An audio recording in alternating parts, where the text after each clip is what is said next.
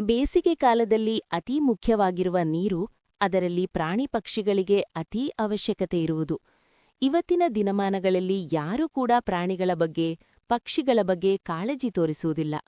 ಇಂದು ನಾನು ವೈಯಕ್ತಿಕ ಕೆಲಸದ ಮೇಲೆ ಬಾಗಲಕೋಟೆ ಸೈಬರ್ ಕ್ರೈಂ ಪೊಲೀಸ್ ಠಾಣೆಗೆ ಭೇಟಿ ಕೊಟ್ಟಾಗ ಅಲ್ಲಿ ಮಾನವೀಯತೆ ಒಂದು ದೃಶ್ಯ ನೋಡಿ ಆಶ್ಚರ್ಯ ಆಯಿತು.